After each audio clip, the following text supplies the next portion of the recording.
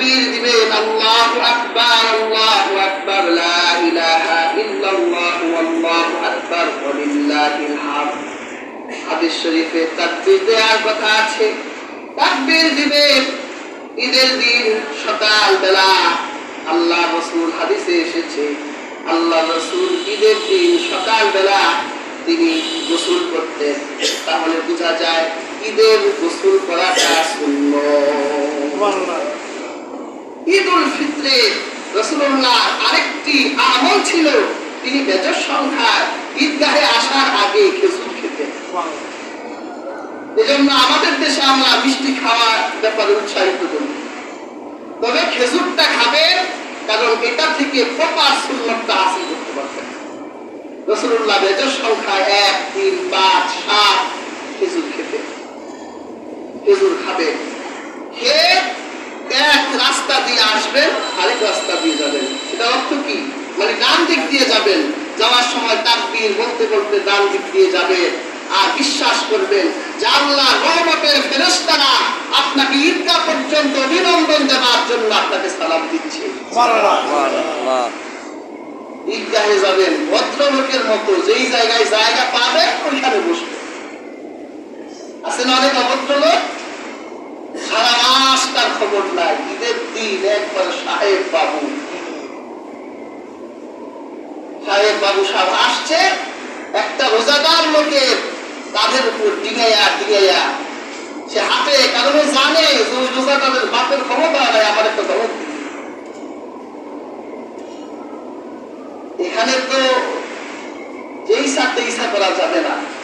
আপনি ফায়দা পেতে হলে রাসূলুল্লাহ সুন্নাহ অনুযায়ী আপনি যেখানে জায়গা পাবেন সেখানেই বসে পড়ুন। খুতবা শুনে নামাজ আদায় করে যায় নামাজ হাতে নিয়ে যখন ঈদগাহ থেকে বের হবেন, আপনার নবী মুহাম্মদুর রাসূলুল্লাহ ঘোষণা দিয়েছে সে যেন মায়ের পেট থেকে কেবল জন্ম গ্রহণ করে বাড়ির দিকে ফিরছে। সুবহানাল্লাহ। আল্লাহ নিষ্পাপ বেগুনাহ বানাই দিবে। হাদিস শরীফে এসেছে, হাদিসটা ইমাম বাইহাকি শুআবুল ঈমানে বর্ণনা করেছে।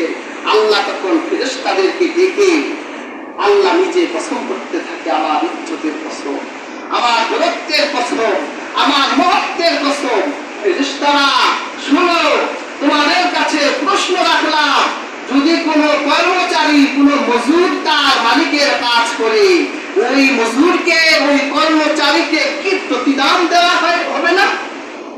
ফেরেশতারা বলে, আল্লাহ আপনার ইজ্জতের কসম, কোন কর্মচারী তার মালিকের কাজ করলে তার মজুর তো দিতে হবে। আল্লাহ বলে, তাহলে আমার মহত্বের কসম খেয়ে বললাম, যারা আমার দেয়া বিধান মাহে রমজানের 1 মাসের সিয়াম সাধনা করলো, আমার রাজের খুশির জন্য ঈদগাহে এসে নামাজ আদায় করে বাড়ির দিকে রওনা হলো, আমার ইজ্জতের কসম খেয়ে বলি আমি তাদের সবাইকে মাফ করি। সুবহানাল্লাহ। তাহলে এই ফায়দা অর্জন করতে হলে ওই কোয়ালিটিটা তো লাগবে। কাজে হাজিরিন, আমরা এই 1 মাসে অনেকে কোয়ালিটি ছাড়া চলাফেরা করছি। সময় এখনো আছে, এখনো 4 থেকে 5টা রোজা বাকি আছে। তওবা করে এখনই আপনি আল্লাহ সেই মহত্ব গুরুত্বের অর্ডারের ভিতর ঢুকে যান। সেই রহমত হাসিল করার সময় এখনো আছে, আপনি তওবা করুন, আমার আল্লাহ সুবহানাহু ওয়া তাআলার কাছে সারেন্ডার করেন, আত্মসমর্পণ করেন। আশা করা যায় আপনি আল্লাহর রহমত থেকে বঞ্চিত হবেন না। আল্লাহ সুবহানাহু ওয়া তাআলা আমাদের প্রত্যেককে আজকের আলোচিত কথাগুলোর উপর আমল করার তৌফিক দান করুন। যারা